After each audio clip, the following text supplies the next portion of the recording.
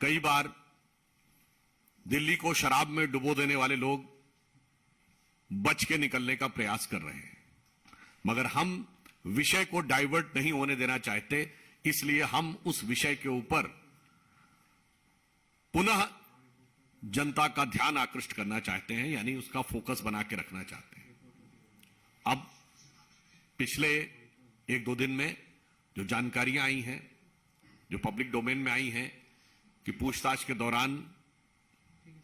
स्वयं दिल्ली सरकार के पदों पर बैठे हुए लोग इस शराब के घोटाले में सक्रिय भूमिका निभा रहे लोग और मनीष सिसोदिया जी के जो सचिव रहे हुए लोग, उन सब के संदर्भ से जो तथ्य सामने आए हैं वो उन चीजों को अब पुख्ता कर रहे हैं जिसे वो लोग सिर्फ आरोप सिद्ध करने का प्रयास कर रहे थे। उदाहरण के लिए कि जो टेक्निकल कमेटी थी उसने यह संस्तुति की थी कि होलसेल यानी थोक विक्रय का अधिकार सिर्फ सरकार के पास रहेगा, यह प्राइवेट को नहीं दिया जाएगा। दूसरा, जो प्राइवेट को यानी रिटेलर जो दिया जाएगा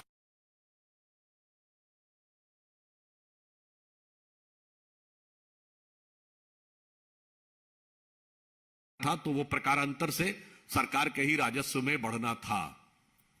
परंतु ये तीनों निर्णय बदल दिए गए बगैर किसी वैधानिक प्रक्रिया के। और अब यह समाचार आए हैं कि जब 2021 में मार्च के महीने के मध्य में यह निर्णय बदले गए तो यह निर्णय श्री अरविंद केजरीवाल जी के घर पर हुआ और उसमें दिल्ली सरकार के पूर्व मंत्री सत्येंद्र जैन जी भी उपस्थित थे। यानी अब जिसे वो आरोप कह रहे थे, न सिर्फ वो तथ्यों के साथ पुख्ता होता नजर आ रहा है, बल्कि साथ ही यह भी आ रहा है कि यह सारी की सारी जानकारी मुख्यमंत्री, दिल्ली के मुख्यमंत्री श्री अरविंद केजरीवाल जी की संज्ञान में ही नहीं थी, बल्कि उन्हीं के स्थान पर यह हो रहा था। तो अब किसी भी प्रकार के बचाव का स्कोप आम आदमी पार्टी के लोगों के पास दिखाई नहीं पड़ता है।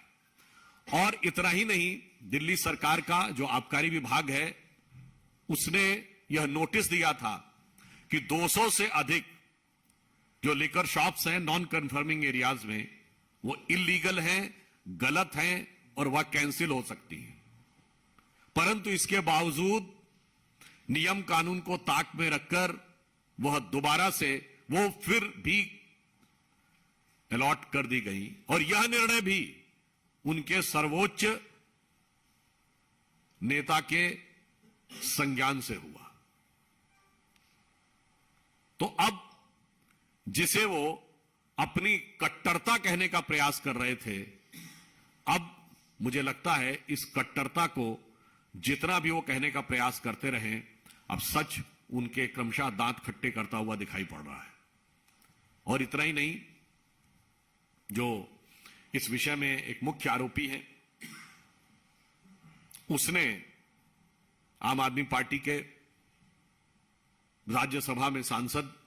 महोदय संजय सिंह जी के रेफरेंस देते हुए यह कहा है कि उन्होंने भी उनसे बुलाकर कहा और चुनाव के लिए वांछित धन की व्यवस्था करने का आग्रह किया और इसके बदले में उन्होंने कुछ शर्त रखी कि अगर यह नीतिगत निर्णय में परिवर्तन हो जाए तो यह व्यवस्था हो जाएगी। और अब वह तथ्य प्रकाश में आ रहे हैं कि वो परिवर्तन हो भी गया। देन यानी जो नीतिगत परिवर्तन की अपेक्षा थी वो हो भी गया, तो ये पुनः दिखाई पड़ रहा है कि अब किसी एक नेता की बात नहीं है, किसी एक मंत्री की बात नहीं है जिससे पिंड छुड़ा लेंगे। मुझे लग रहा है कि जो अपने को कट्टर ईमानदार कहते थे वो तो अब झूठों के सरदार नजर आ रहे हैं। अब स्थिति यह है, वो एक सूरदास जी की पंक्ति है ना कि एक हो तो समझाइए आके, कुपही में ही भांग पड़ी है।